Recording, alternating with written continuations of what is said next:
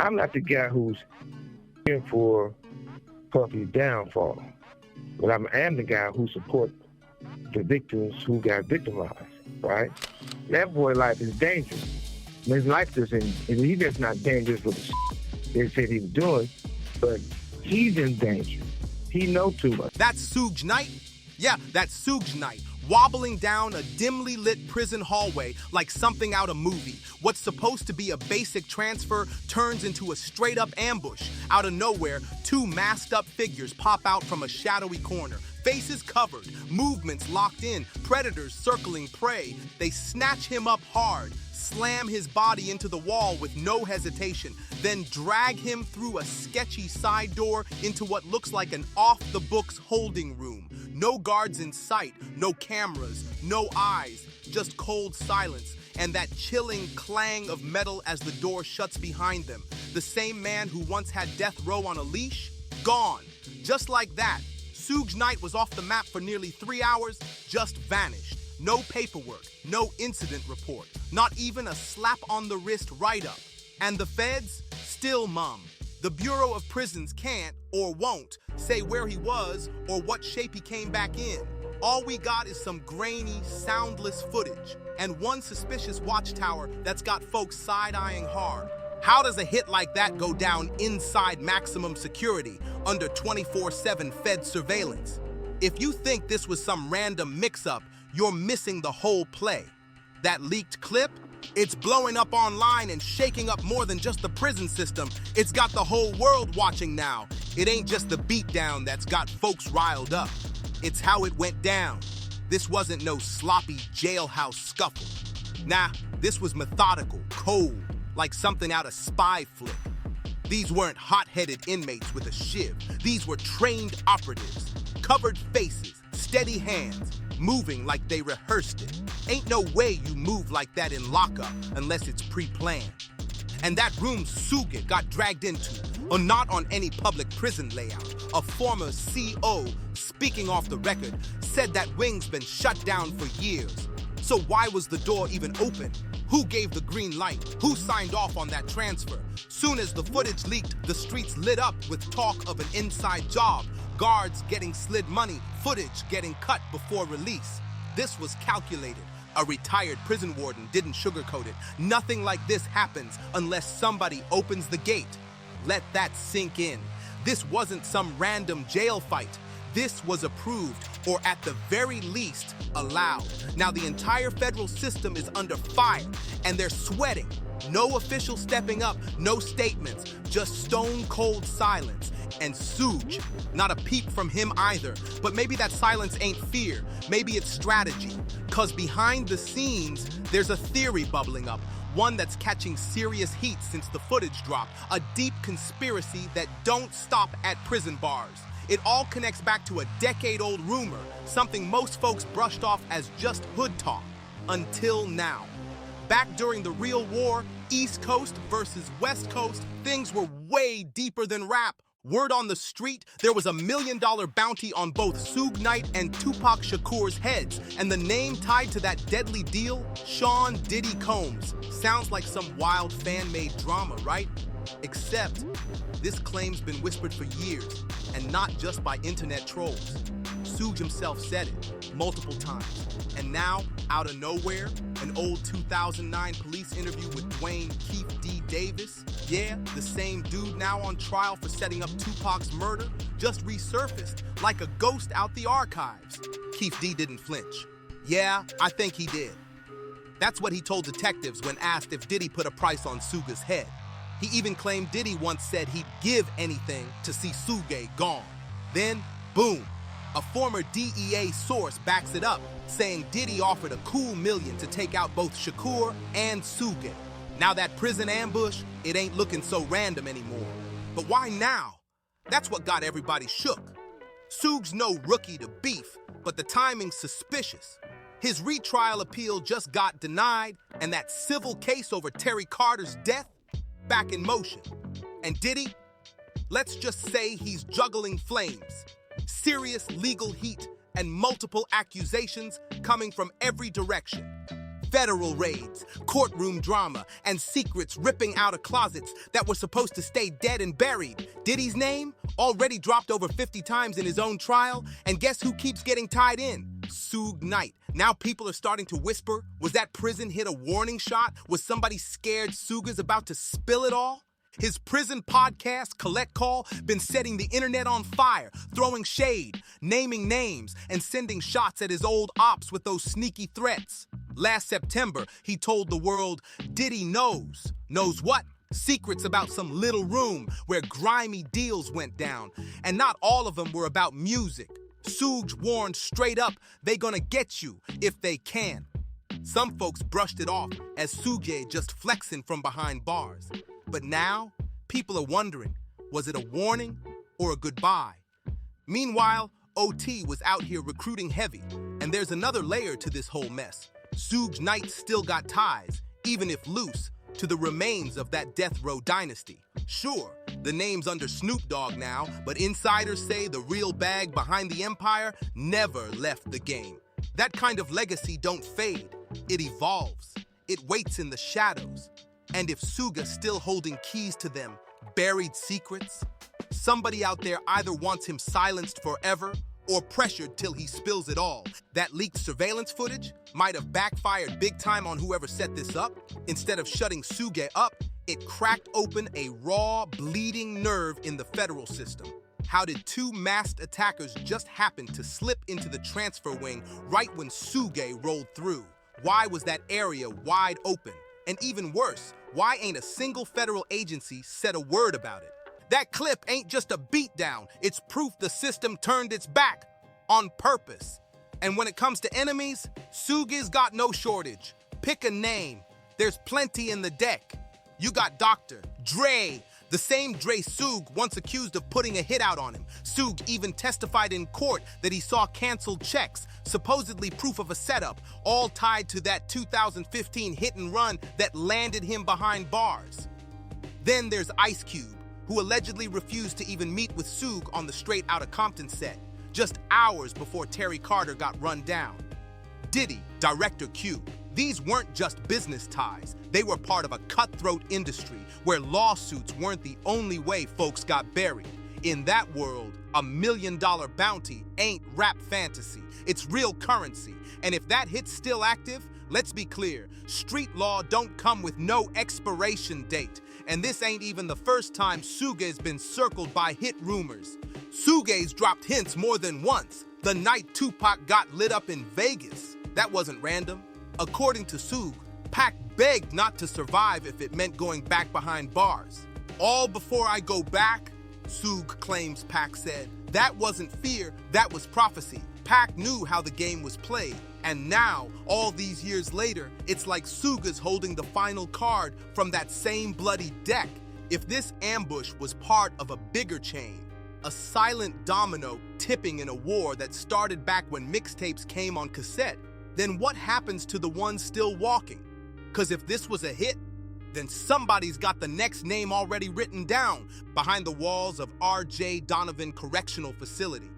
The game ain't over. The name Suge Knight, it cuts both ways. Some folks fear it, others hate it, and some, they want to wear it like a crown. Word from inside, soon as Suge hit the yard, the whole prison shifted. Guards were whispering. Inmates started posturing. For some, just being in Suge's orbit was instant clout. For others, it was a green light, a chance to test the king. But after that worldwide ambush footage, that test turned into open warfare. Retired CO R.J. Lays said it straight. There's always someone trying to make a name off someone bigger. And there ain't many names bigger than Suge. He's been shuffled through solitary, locked in restricted units, bounced from yard to yard, but the threats, they never stop. They follow him like ghosts. Back in the day, Suge's blood ties might have kept him safe, but behind bars, that protection don't stretch far. Old alliances crack, and what used to be brotherhood turns into betrayal inside a cold 6x8 cell. Word from former Donovan inmates, speaking strictly off the record, is that something had been brewing for months.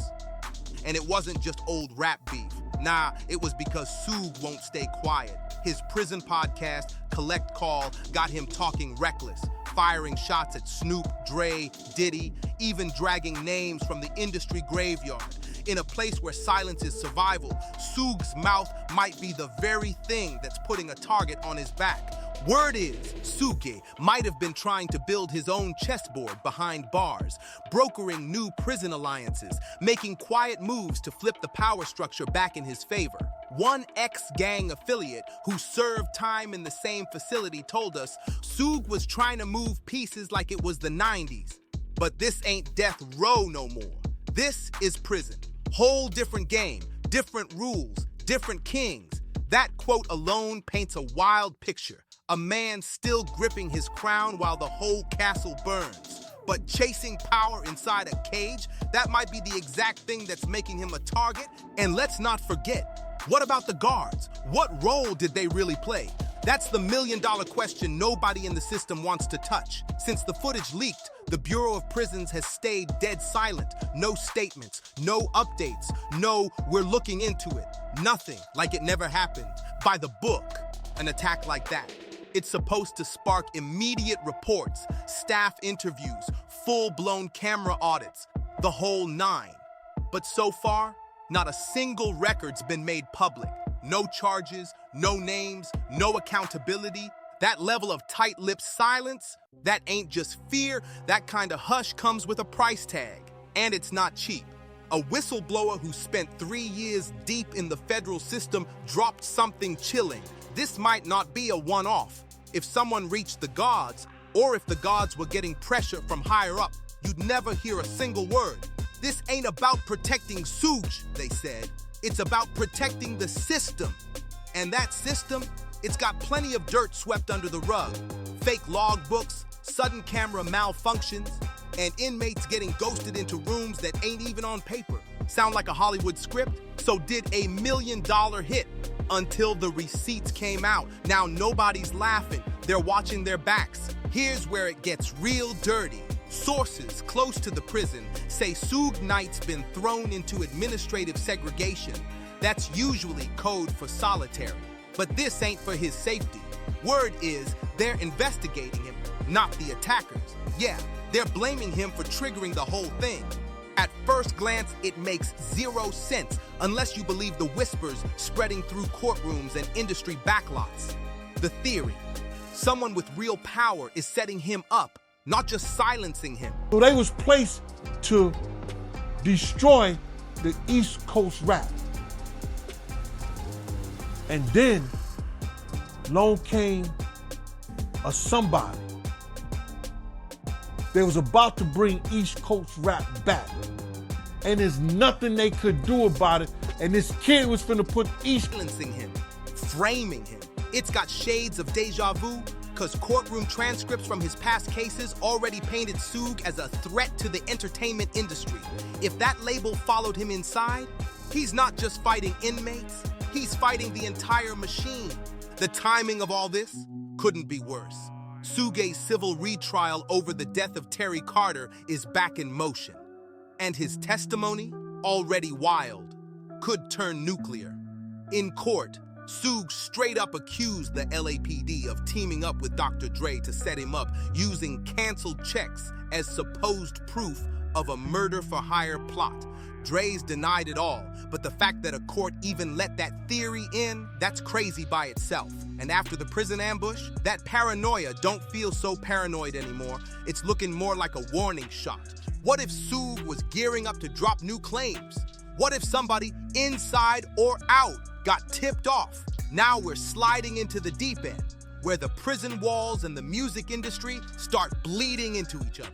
Right now, Diddy's knee-deep in a federal trial that's threatening to drag big names into the spotlight. Cassie Ventura's testimony, plus statements from ex-assistants and industry insiders, is painting a twisted picture of power games, manipulation, and shady backdoor deals gone way wrong. And through it all, Suge Knight's name just keeps popping up, over 50 times and counting. Their beef, it wasn't just about hits and sales, it was a war over legacy. What's wild is Suge, from behind bars, actually gave Diddy advice. told him not to end up stripped down in a cell on watch with no rights. Was he being real? Or was that a shot dressed up as concern? Either way, that message hit hard. What ain't up for debate is the message underneath. Suge sees the trap. He's been in it before. He knows how cold it gets when the world turns its back. And he's dropped more than a few hints that Diddy ain't the only one sitting on secrets that could tear this whole industry inside out. He once told ABC, "Tell the real truth and bring everybody accountable." That line alone sent shivers through boardrooms full of old execs. For years, folks whispered about a death row curse, a dark cloud hanging over anyone tied too close to the label. Might sound like street legend, but look at the bodies, the downfalls, the disappearances. That ain't myth.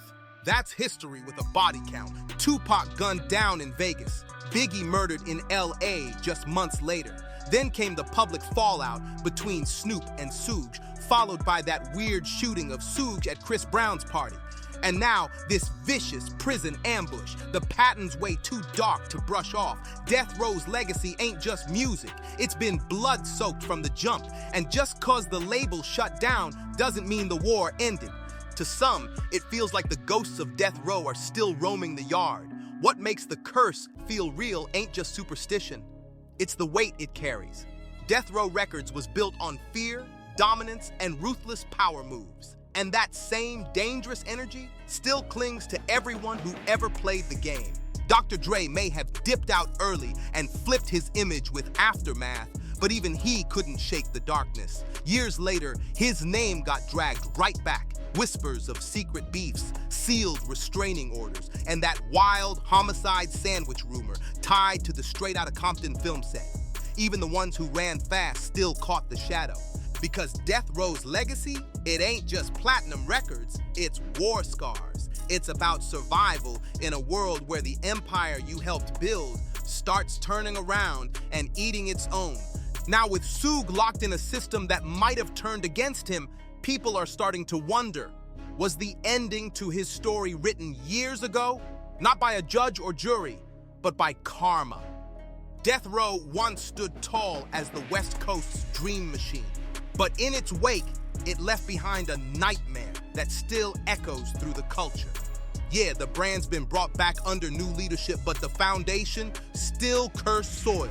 And if Suge Knight is just the latest sacrifice in that long chain of reckoning, then we gotta ask, did Death Row ever really die? Or did it just trade the studio booth for a prison cell? So here we are, one savage beatdown, a silent federal system, old grudges bubbling up, new legal fires burning, and one blurry, haunting video that could ignite the next big twist in hip-hop's already wild legacy. What started as a simple leak now feels like a crack in the dam, and nobody knows what's getting ready to flood out next. Which brings us to the final twist. What if Suge wasn't the end? What if that beatdown was just the opening move? A message, a test, a signal that unfinished business from the 90s is back on the table. If someone's trying to erase the last real voices from that era, Suge might just be the first domino. And if that's the case, who's the puppet master? Who's still scared of the truth behind Shakur and Biggie's unsolved deaths? 'Cause what's buried might not be buried for long. So what do you think? Is this just prison politics? Or are we watching the next major reckoning in hip-hop history unfold right in front of us? Drop your wildest theories in the comments below. Don't forget to like, subscribe, share this with your crew, and hit that bell. Stay sharp, and we'll catch you in the next one.